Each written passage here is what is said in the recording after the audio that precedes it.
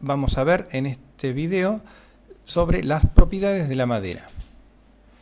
En principio vamos a decir que casi todas las propiedades de la madera dependen de la especie del árbol de que se trate y de las condiciones de crecimiento del mismo: clima, suelo, enfermedades, accidentes o factores especiales que pueda haber, como viento, deslizamientos de suelo o golpes que pueda recibir el árbol. Salvo aclaraciones, trataremos siempre las propiedades de la madera aserrada, no la industrializada.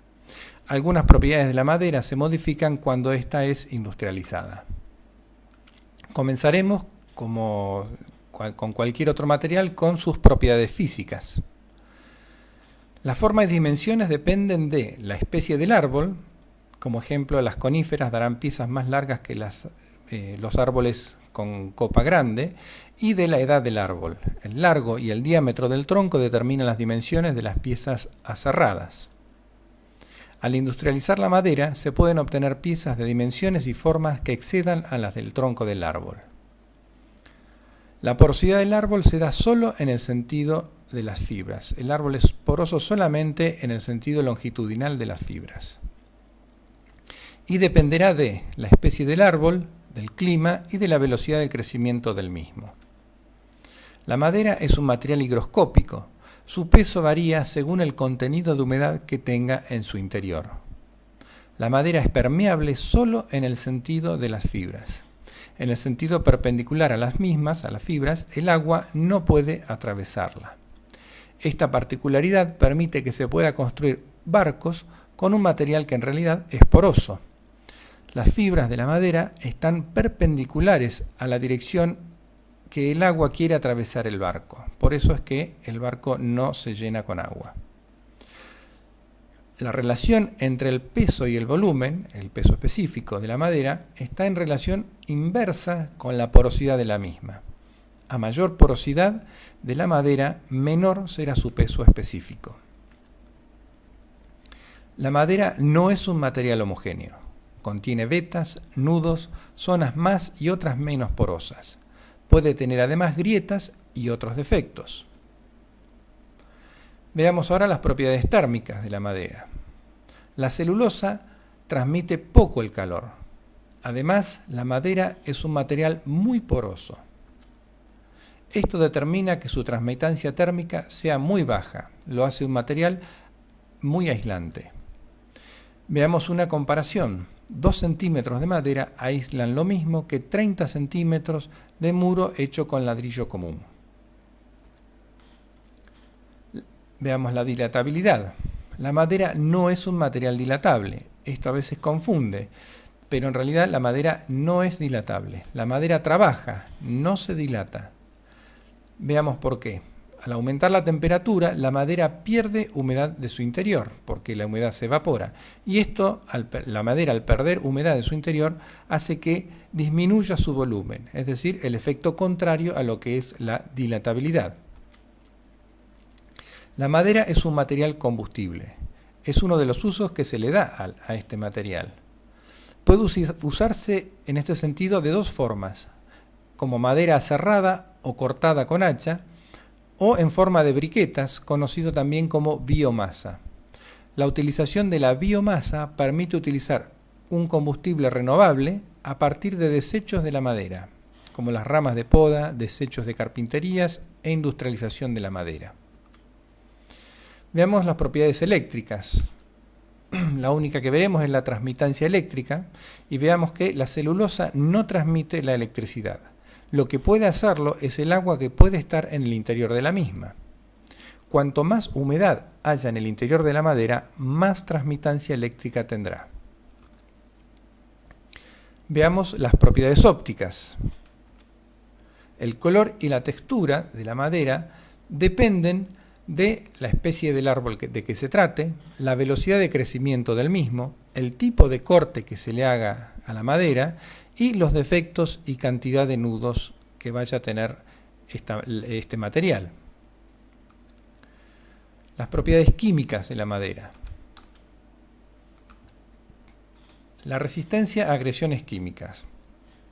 El árbol está en contacto con el oxígeno del aire y del agua permanentemente, también con ácidos que contiene el suelo y otros agentes químicos que están en el medio donde se encuentra la planta. La madera resiste a todos estos agentes sin problemas mientras el árbol está vivo. La exposición prolongada al sol de la madera la reseca, provocando agrietamientos y cambios en su color. Esto cuando ya la madera fue cortada. Estas grietas podrán alojar otros elementos que atacarán la madera, que son los agentes orgánicos. Veamos de qué se trata esto. Los agentes orgánicos más frecuentes son las bacterias, hongos e insectos, que se alimentan de la madera y la estropean. Estos agentes proliferan con la humedad que suele quedar dentro de las grietas o en los poros de la madera. Las formas de proteger la madera de estos agentes son con pinturas que crean una capa opaca impermeable de color, con barnices que crean una capa transparente impermeable de color que deja ver la veta de la madera, y con los impregnantes, que son los más modernos, que crean una capa transparente semipermeable de color que deja ver la veta de la madera. Estas pinturas son flexibles y penetran en la madera protegiéndola desde su interior, pero también dejándola respirar, dejando que el oxígeno llegue al interior de la madera. Analizaremos ahora las propiedades mecánicas. La resistencia mecánica de la madera depende de la cantidad de material que haya en la madera para resistir las fuerzas. Cuando hablamos de material, estamos hablando en principio de la celulosa. A menor porosidad, mayor va a ser la cantidad de madera que habrá para resistir fuerzas. La resistencia mecánica de la madera entonces está directamente relacionada con su porosidad. Para analizar la resistencia mecánica se puede asimilar la madera como un conjunto de espaguetis pegados entre ellos con plasticola. Si traccionamos en el sentido de los espaguetis, tendremos una buena resistencia a la fuerza que ejercemos. Si traccionamos en el sentido perpendicular a los espaguetis, estos se separarán al aplicarles mucha menos fuerza de la que hicimos en el sentido contrario, en el sentido longitudinal.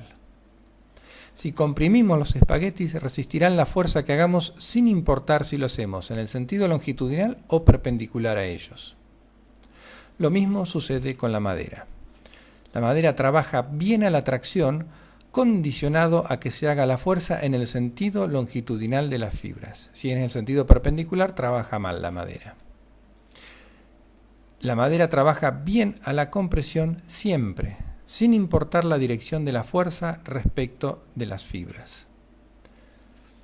Veamos qué pasa con los nudos en la madera. Los nudos le quitan resistencia mecánica a la madera cuando ésta trabaja a la flexión, o a la tracción también. Si se encuentran en la parte traccionada de la pieza, esto va a ocurrir, y si están en la parte comprimida, no van a representar problemas. La madera admite ciertas deformaciones antes de romperse, es un material tenaz. Esto la hace un material apto para muchos usos donde deberá deformarse sin romperse. Como ejemplo, vemos que la madera es un excelente material para soportar sismos, para soportar terremotos. El edificio en un terremoto se deformará sin caerse durante el mismo. La madera es un material elástico. Vuelve a su forma original después de retirada la fuerza que la deformaba. La elasticidad dependerá de factores más complejos, como la cantidad de lignina y la forma que tienen las vetas. La dureza mecánica de la madera determinará la trabajabilidad de la misma y su aptitud para ser utilizada en pisos, escaleras y en algunos muebles como mesas. La madera balsa es muy fácil de cortar y de desgastar con un papel de lija, pero no duraría mucho como piso de una escalera, se gastaría en muy poco tiempo. El guatambú paraguayo es una excelente madera para usar en pisos, pero cuesta mucho cortarla y pulirla, y debe hacerse con maquinaria especial. El pino, la lenga y el ciprés, que son maderas de la zona andino-patagónica, son maderas de dureza baja a media. Son relativamente fáciles de trabajar, pero no son buenas para usar como pisos o mesas porque se rayan fácilmente. Esto puede evitarse utilizando lacas, que son como barnices de una alta dureza mecánica. Veamos las propiedades tecnológicas de la madera. La madera no es soldable. Las uniones entre piezas de madera se hacen utilizando clavos u otras piezas de aceros o pegamentos. La madera no es dúctil ni maleable. No se pueden hacer hilos delgados ni láminas delgadas aplicando presión. Al presionar con mucha fuerza se rompen las fibras de la madera.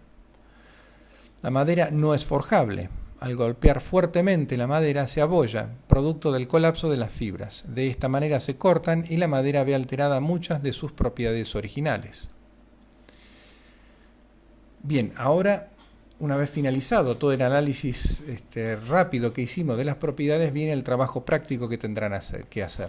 El trabajo consiste en graficar todos los conceptos que se trataron en esta presentación.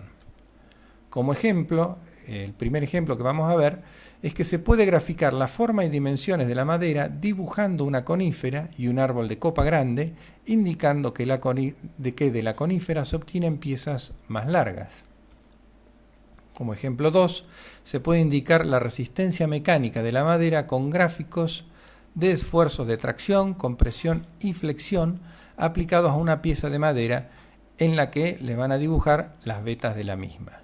Lo mismo tienen que hacer con cada uno de los conceptos que aparecen en este video, con gráficos muy sencillos que se pueden hacer a mano alzada, que no tienen que llevarles mucho tiempo, pero que tienen que, en forma gráfica, indicar lo más claramente posible cada uno de los conceptos que hemos visto en este video.